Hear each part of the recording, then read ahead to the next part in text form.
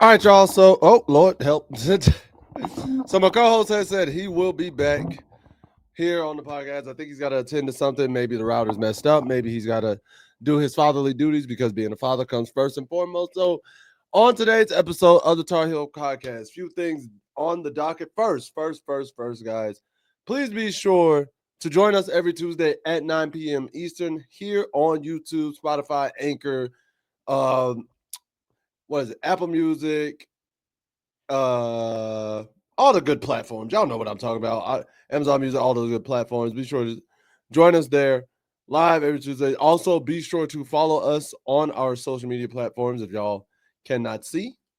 Like, I know I am a big head right now, but if I show y'all, y'all will see Tornado McCray for me.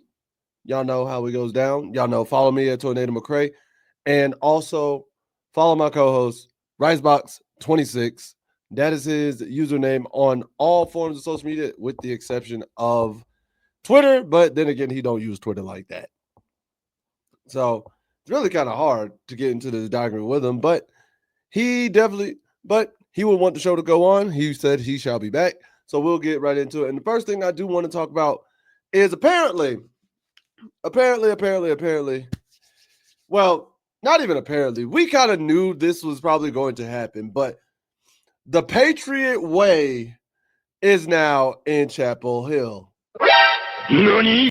I know. Some of you who don't know, some of you who may not understand, but if you know football, you understand what the Patriot Way is. There's just a certain aura, a certain way of conducting business that was done in New England for a number of years. It was done in New England for a tremendous amount of time, and nobody really, well, not nobody, but everybody kind of understood what the aura, what the energy, what the feel was like when you stepped into the New England Patriots organization. And Bill Belichick has said he has brought those habits down from his Patriot days down here to UNC. And with that, he's kind of done it by showing tapes of former Patriots greats. Oh, wait, hold up. Somebody has re-arrived. I had to restart my internet. I figured that. I thought it was raining. It's not going to act great. I probably have to go by the store and get a modem. Or get that Wi-Fi. Oh, wait, the box is right beside you. I was about to say get the Wi-Fi extender box. It's not right next to me. It's on the other side of the house. Oh, you might need to get, I think if you get the extender box, you'll be fine. Like the little extender plug it in the wall, you'll be fine. I mean, we can try. I'll try it. We'll see. I think it's cheaper than having to get the modem. No, you just plug. It's basically like a plug-in. Plug it in. Oh, they replaced my modem for free. Okay, I stand corrected. You can't beat free. Like I said, they'll just. I can tell them it's acting up. Just replace it. I'm sorry. I apologize for my outburst. Nah, you good. Like you weren't giving bad advice.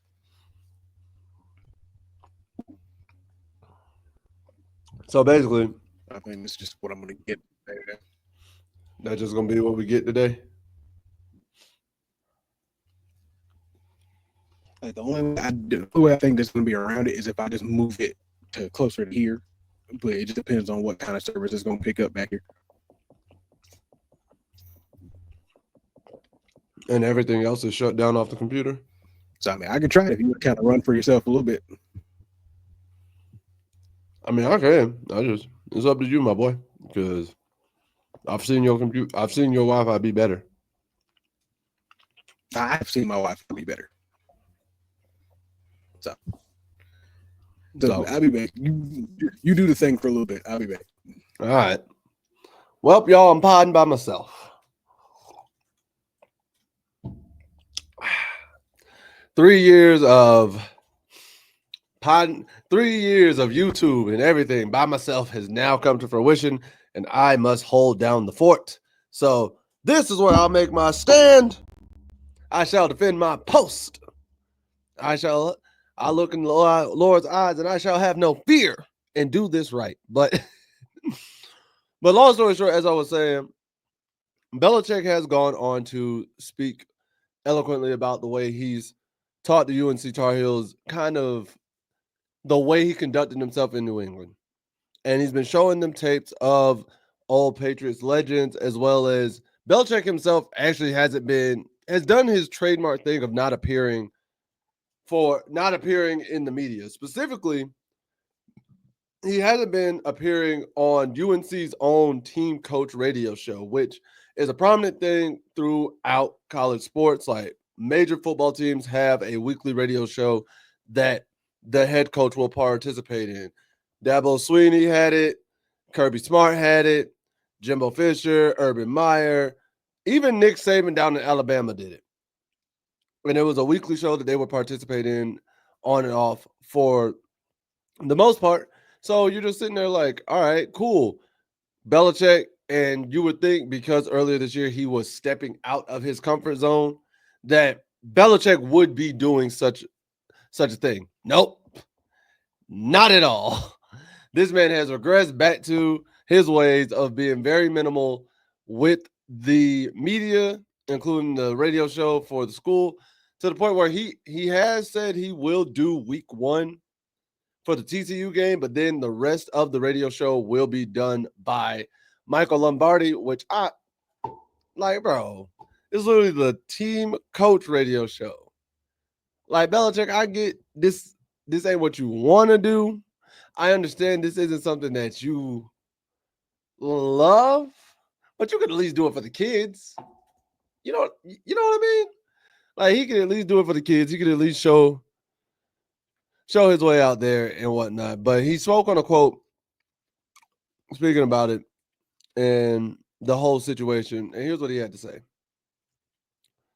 Belichick initially was saying, he's like, in all honesty, we've shown a lot of Patriots film and other great players in the NFL too. But a lot of the Patriots film on here is what we want you to do, and here's how we want you to do it. Watch Dante Hightower. Watch Tom Brady. Watch Rob Gronkowski. Watch Julian Edelman. Watch Lawrence Taylor. Watch these guys do it because they were great at it. It's actually been fun to go back and watch some of those guys. Show them how good they were and why they were so good because of the way they played, the technique, and how they understood the game. So when we think about that, and honestly, when I think about that, it makes sense for Belichick. Belichick is trying to establish a culture of, hey, this is the way that you get to the next level. This is the way that you execute at a high level as an NFL player. This is the way you execute even if you are not as physically gifted as the 4- or 5-star high school recruit beside you. Just because you're not gifted in that aspect doesn't mean you can't be elite when you step on the field. If you know the techniques, if you understand the game of football, you know angles, you know coverages, you know routes, you know schemes, and you are willing to be a student of the game, you can be a prominent player on the field. Belichick wants a person that's teachable. He wants a guy that's teachable, that's eager, that's willing to learn and willing to apply what they learned. Because you can rely on your own athleticism for a good amount of time. You can. But all athletes know, all great athletes know, the higher level of competition that you go to, the less advantage you have relying solely on your athleticism, because everybody at that level starts to have the same athleticism as you. Yeah, it'll definitely work in elementary school. It'll work in middle school. It may work in high school, depending on where you go. College, it shrinks way more. NFL, bro, it is such a small window that you're like, all right, this guy can do everything I do and more. And he's got me beat by 30 pounds and 2 inches. How do I separate myself? How do I prove I'm better than them? How do I make sure that they know my name before they know somebody else's name? For example, right now in the NFL, Hunter Renfrow is a great name. You looked at Hunter Renfrow when he first started at Clemson, nobody would have picked Hunter Renfrow to be a legit threat of a receiver in the NFL. Nobody would have picked him to be a legit threat of a receiver in college. But he knew the technique, he knew the groundwork, he had the footwork and the foundation to become something of that nature. You can look at anybody like that. Lamar Jackson, everybody thought he wouldn't last in the NFL. The man's now a multiple-time league MVP. And it goes to show you how good you can be when you know the technique. And Belichick wants to establish that culture because in my mind, I think Bill really wants to essentially make, as he said before, he wants to make UNC essentially the NFL's development team. Like, people come to UNC to be NFL ready.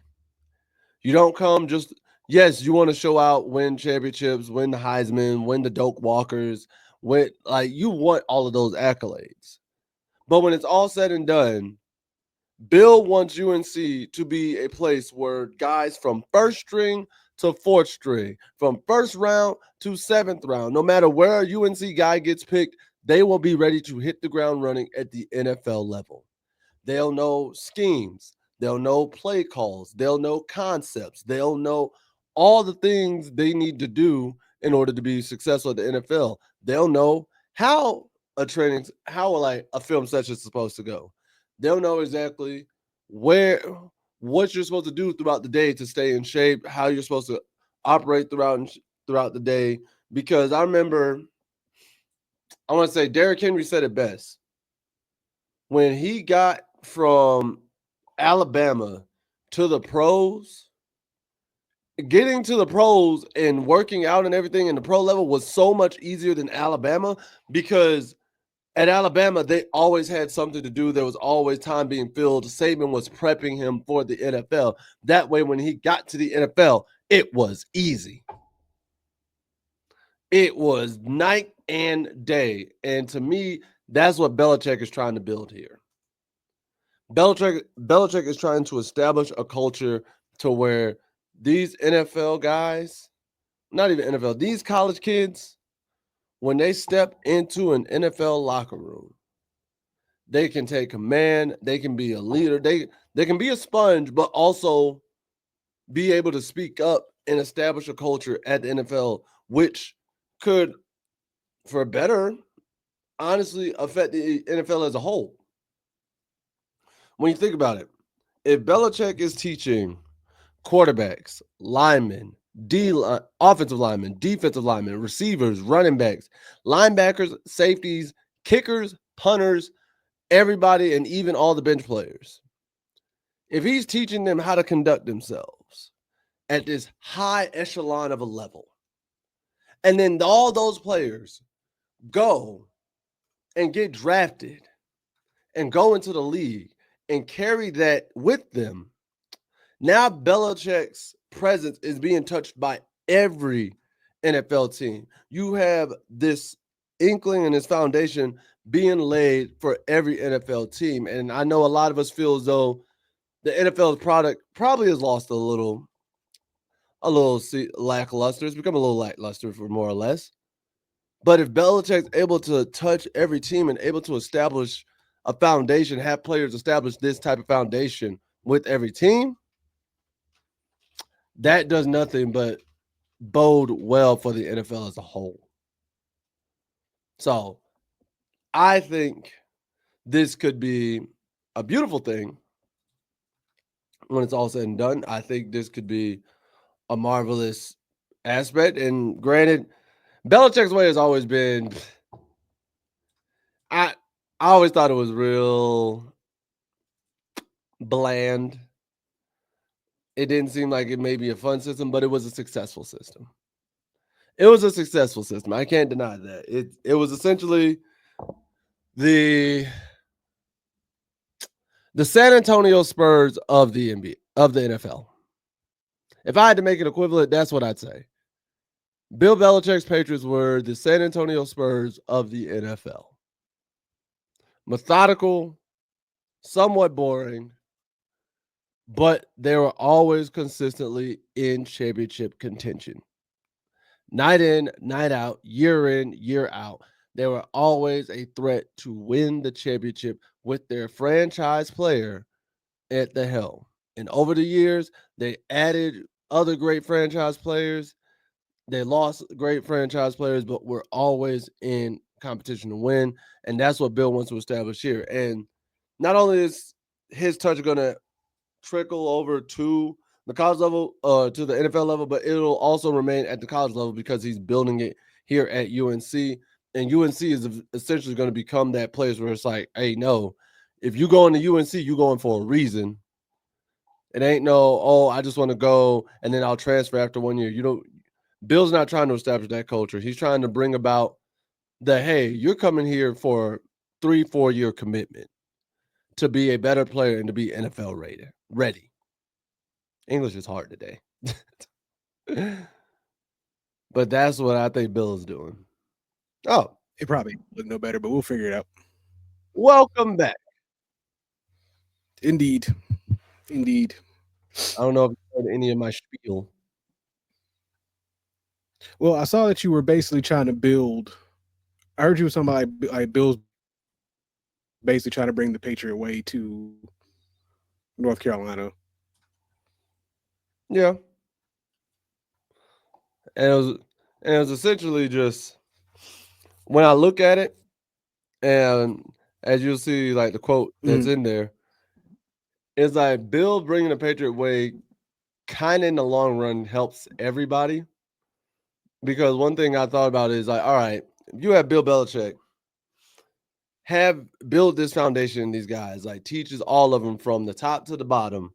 They all buy in to how to watch film, how to conduct yourself in the media, how to like all the proper techniques that you need to do at your position, so on and so forth. And then these players get drafted and carry that with them and don't let themselves obviously get corrupted by whatever toxic environment they're in. Now you're having Bill Belichick's foundation with every team because we both know every team wanted Belichick as a head coach. If Belichick had ever left New England in his prime, every team in their mama would have been scrambling to try and get him. I mean, that's true. So now I think this may be the reason why Belichick is another reason why Belichick is trying to coach now at the college level because he doesn't like the way the NFL game is going. So he wants to help reestablish that foundation and that culture and it be all across the NFL and not just a few select teams. Because you and I think we can both agree the few select teams that are constantly in championship conditions are the ones that have that kind of culture or at least established culture. And tell you the truth, there's been a lot of talk about team culture, especially on the professional level, a lot lately. Because being an Atlanta fan, you hear that a lot. Because people are saying one of the biggest issues that they have had over the last several years, that's why they continue to be this 7-9 team that they are every year, is because Atlanta lost the culture. They couldn't find the culture again back in Atlanta. So it's hard for them to really breed a certain kind of player or a certain kind of team when you don't have a focus. And people were really big on Raheem Morris lately because that's what he's trying to do. He's trying to bring a particular culture back to Atlanta. And even last season you kind of saw a bit of the difference. But then, near the end, it went back to that same old they've been having to deal with for the last several years. And nobody would like seeing it. And the same thing with North Carolina. Like North Carolina had a pretty. You cut out. You went mute. Yo, technical. Hey, your technology is on your neck today, boy. Well, that I'll leave it alone because I knocked the cable and so that I'm not blaming that. But yeah, definitely my other stuff ain't want to deal with me today. Hey, it is on your neck today, boy. It really is. But like North Carolina had a decent culture with Mac Brown coming into it, but you can kind of tell like after a while, whatever culture that was trying to get bred was starting to run its course a bit. So Bill coming in trying to build an NFL type culture in college, what I agree will help translate a lot better going from the college level to the NFL level, because you got guys who are already mentally prepared for that level of competition and that level of work, because that's what you're establishing now. You're establishing that, yeah, in some situations, and we even talk about playing time and stuff like that. In some situations, yeah, you'll have that guy that the organization will bring in that you know for sure is going to play over you. It's just going to happen. But if you get taught that everything that you do from this point on is legitimately earned, because even in the NFL, to get on the field, you have to prove that you deserve to be there. Unless you're, like I say, unless you're like a number one draft pick. But that also doesn't mean that number one draft pick, if they're terrible, it's still going to be there after this season. Just saw Anthony Richardson lost his starting spot to Danny Jones. I said to Daniel Jones. So it's like you can, but then again, you got to look at it. His agent is ticked off about it, but Anthony's like, like I get it. He's like, it happens. Like you weren't impressive. It's like you got beat. It is what it is. So even now, what Billy's been saying is not us picking them, is them earning the spot. So even with this competition between Max and Gio right now, sure, people would think that Max had the leg up because Max was there last year. But when it comes down to a whole new coaching regime, you don't have advantages anymore. It's just, okay, who's going to prove to me that you deserve this spot?